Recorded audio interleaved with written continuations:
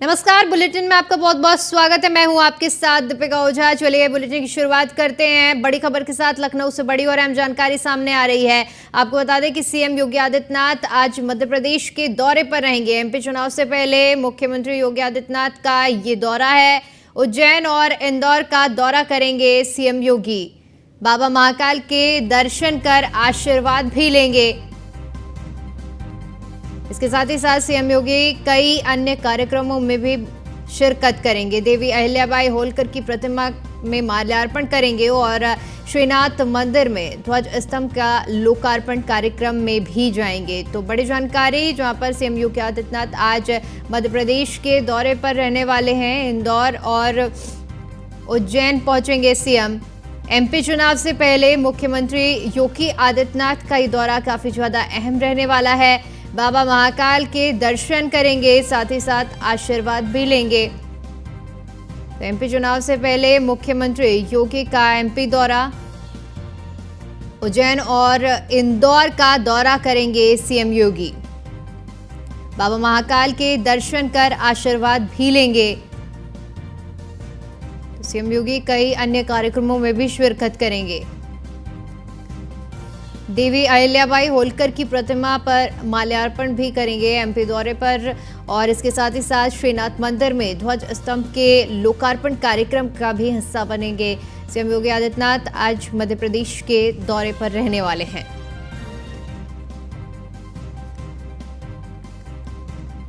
तो मध्य प्रदेश में चुनाव होने वाले हैं और उससे पहले सीएम योगी का मध्य प्रदेश दौरा, उज्जैन और इंदौर पहुंचेंगे सीएम। बाबा महाकाल के दर्शन और आशीर्वाद लेंगे।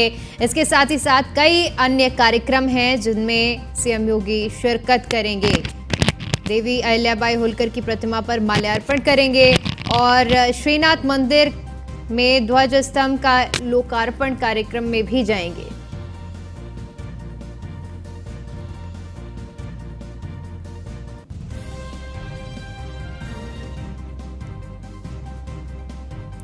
तो उज्जैन और इंदौर के दौरे पर रहेंगे सीएम योगी। आज एमपी के दौरे पर रहने वाले हैं। बाबा महाकाल के दर्शन करने के साथ साथ आशीर्वाद भी लेंगे। सीएम योगी आदित्यनाथ के आज कई कार्यक्रम हैं जिनमें शिरकत करने वाले हैं।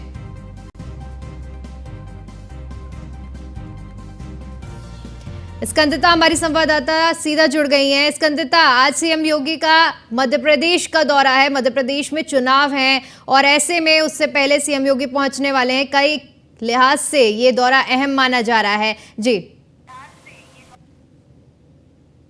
देखिए, सीएम योगी आदित्यनाथ को स्टार प्रचारक के रूप में जाना जाता है। जहां भी चुनाव होता है वहां पे उनको पहले से भेजा जाता है और आज जो है सीएम योगी आदित्यनाथ उज्जैन के दौरे पर है। सीएम योगी आदित्यनाथ इंदौर जाएंगे, वहां पर जाकर महाकाल के दर्शन करेंगे और खास करके क्योंकि पूजा पाठ जहां भी किसी शहर में जाते हैं तो वहां के जो भी सिद्ध मंदिर होते हैं वहां पर सीएम योगी आदित्यनाथ जरूर जाते हैं, जरूर वहां पे जो है हवन पूजन करते हैं, दर्शन करते हैं। तो आज सीएम योगी आदित्यनाथ उज्जैन के महाकाल मंदिर में जाएंगे, वहां पर दर्शन करेंगे, आशीर्वाद लेंगे सीएम योगी आदित्यनाथ। इसके अलावा वहां पर उनके तमाम अन्य कार्य भी हैं जो आज उनका शेड्यूल है, वो आपको बता दें। महाकाल के दर्शन पूजन के साथ कार्यक्रमों में भी तमाम में वो शिरकत करते हुए नजर आएंगे, जिसमें पहला कार्यक्रम है देवी अहिल्याबाई जो है उनकी प्रतिमा पर माल्यार्पण करेंगे सीएम योगी आदित्यनाथ, और तमाम कार्यक्रम है सीएम योगी आदित्यनाथ के जिसमें श्रीनाथ मंदिर में ठीक है, तमाम कार्यक्रम है आज जिनमें सीएम योगी शिरकत करने वाले हैं। बहुत बहुत शुक्रिया स्कंदता हमारे साथ जुड़ने के लिए और तमाम जानकारी के लिए।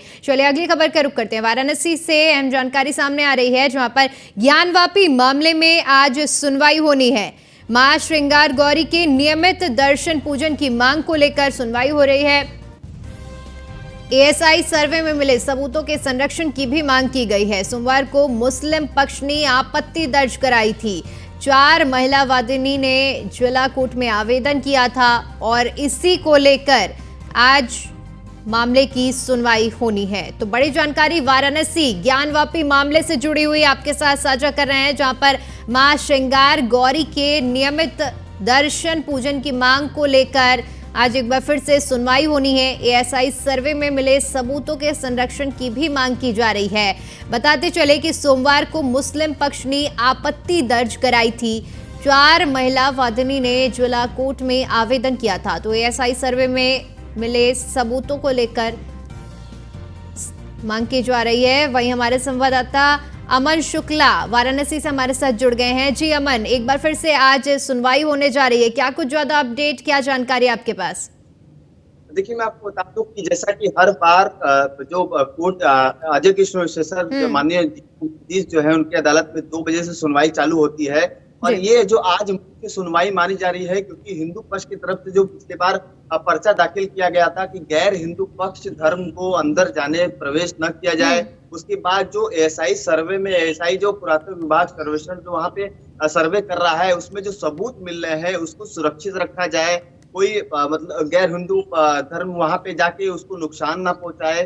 जो ज्ञानवापी परिसर में जो निशान मिल रहे हैं पुरातत्व विभाग की तरफ से, तो कहीं ना कहीं आज ये सुनवाई काफी अहम मानी जा रही है, क्योंकि हिंदू पक्ष की तरफ से जो मुख्य वादनी है राखी सिंह, उनकी तरफ से ये जो याचिका थी वो दाखिल की गई थी। चारों महिलाओं की तरफ से याचिका दाखिल की गई थी।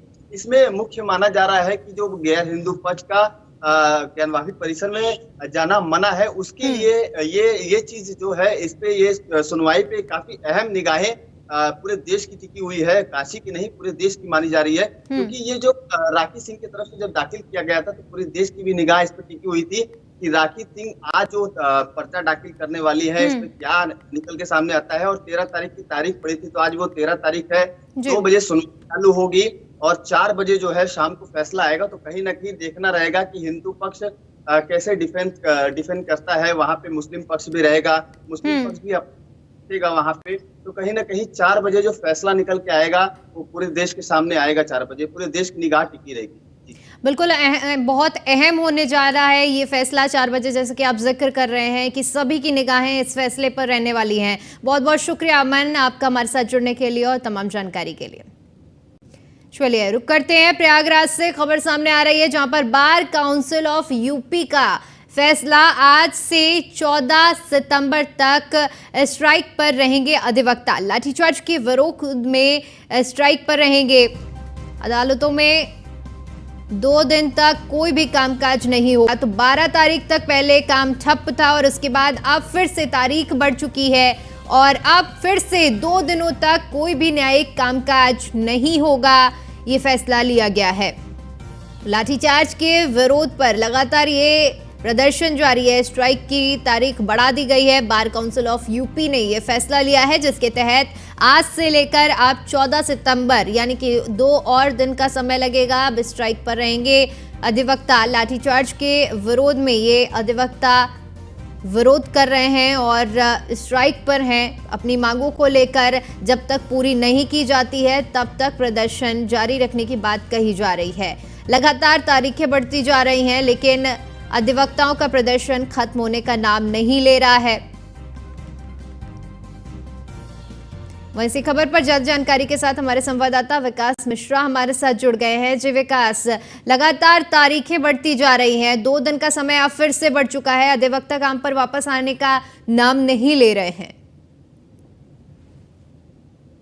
देखिए, साफ तौर पर उत्तर प्रदेश बार काउंसिल के अध्यक्ष जो कल देर शाम एक बैठक हुई थी लगभग 8 बजे, और बताया जा रहा है कि उसमें जिस तरीके से 12 और 13 को डेट आगे बढ़ाई गई थी और अब 14 तारीख तक इस पूरे मामले को लेकर आंदोलन करने की तैयारी की गई है। हालांकि यह भी बताया जा रहा है कि जिस तरीके से कि प्रदेश भर में जितने अधिवक्ता हैं वो लगातार अपने अपने न्यायालय में वहां पर सरकार का पुतला फूकेंगे और संबंधित जो उप जिलाधिकारी हैं, जो डीएम है, उनको ज्ञापन सौंपेंगे। हालांकि इस दौरान यह भी बताया जा रहा है कि अगर कोई न्यायिक कार्य करता हुआ मिलेगा वो जो वकील, तो उसके खिलाफ अनुशासन कार्रवाई भी करेगी उत्तर प्रदेश बार काउंसिल। वहीं एक सम्मेलन कराए जाने की तैयारी की जा रही है। लगभग 17 सितंबर को उत्तर प्रदेश बार काउंसिल प्रदेश भर के जितने भी बार के अध्यक्ष हैं, मंत्री हैं, उनका एक सम्मेलन कराने की तैयारी में है। क्योंकि जिस तरीके से लगातार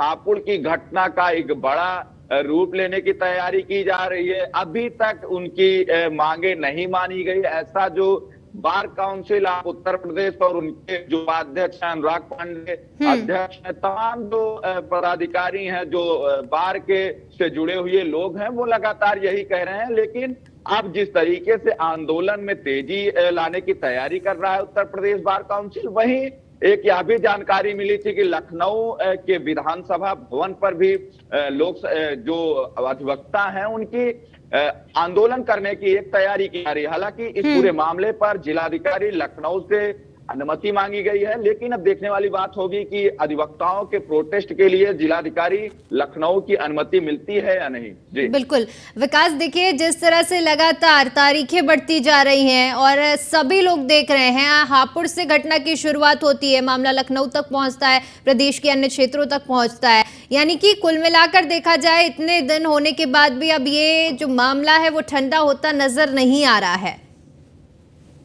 देखिए साफ तौर पर इस पूरे मामले पर इलाहाबाद हाई कोर्ट ने भी स्वतः संज्ञान लिया था और लगातार एक एसआईटी की टीमें गठित की थी, जिसमें हाई कोर्ट के अध्यक्ष और यूपी बार काउंसिल के अध्यक्ष समेत वहां हापुड़ के जो जिला बार एसोसिएशन के जो पदाधिकारी हैं उनको शामिल किया गया था इस पूरे जांच में, और सिटिंग जज को भी शामिल किया गया था। लेकिन अभी भी अधिवक्ताओं का कहना है कि हमारी मांगे पूरी नहीं की गई है। हालांकि इस पूरे मामले पर लगातार उत्तर प्रदेश बार काउंसिल मुखर होकर आंदोलन करने की चेतावनी दे रहा है और लगातार अधिवक्ताओं को भी एक चेतावनी दे रहा है कि वो किसी भी तरीके का कोई न्यायिक कार्य न करें, नहीं तो उनके खिलाफ अनुशासनात्मक कार्रवाई की जाएगी। हालांकि लगातार यह भी कहा जा रहा है कि जिस तरीके से प्रदेश भर में एक सम्मेलन बुलाए जाने की तैयारी की जा रही है, यह जो मांगे अगर अधिवक्ताओं की नहीं मांगी जाती है तो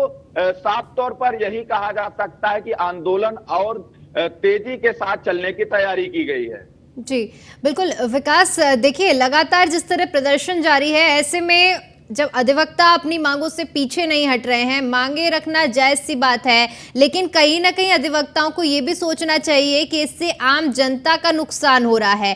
कितने ऐसे मामले हैं जो कई समय से लंबित पड़े हैं, जिनकी तारीखें हैं, लेकिन अधिवक्ताओं के इस प्रदर्शन की वजह से तारीखें नहीं आ पा रही है। बहुत बहुत शुक्रिया आपका हमारे साथ जुड़ने के लिए और तमाम जानकारी के लिए।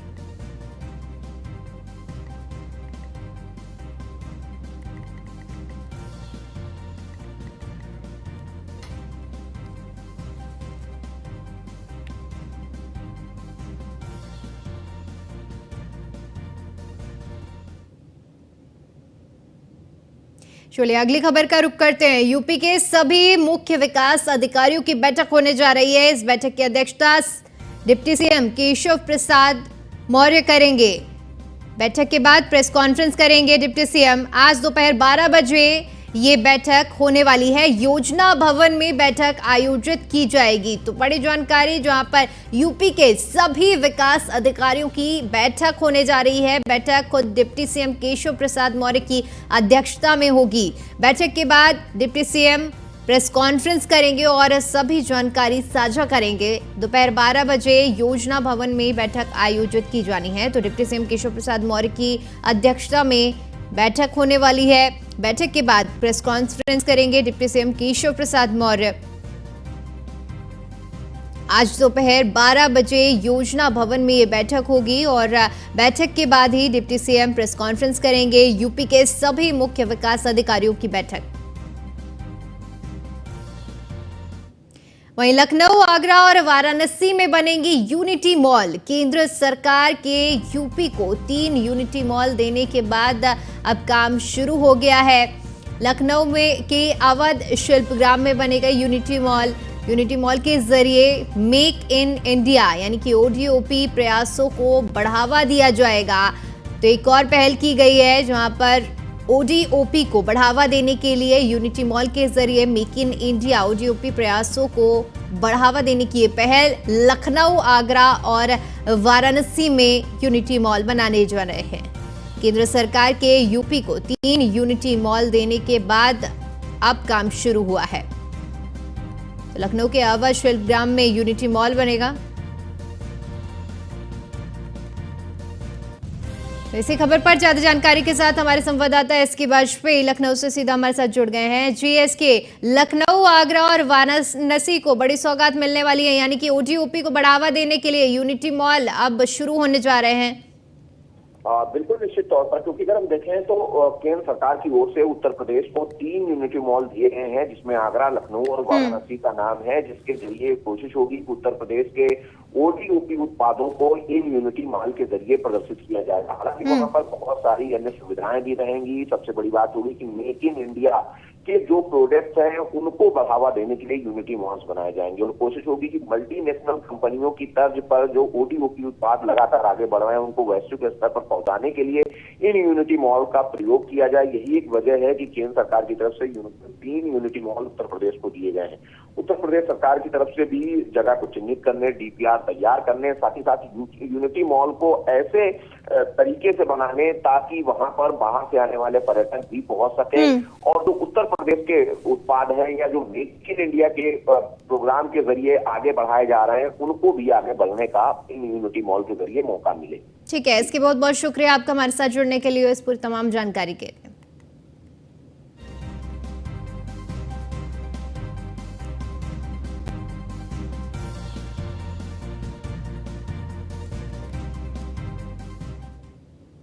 बिजनौर से बड़ी खबर का रुख करते हैं। कुत्तों का लगातार आतंक बिजनौर में देखने को मिल रहा है। कई लोगों को अब तक कुत्तों ने काटा है।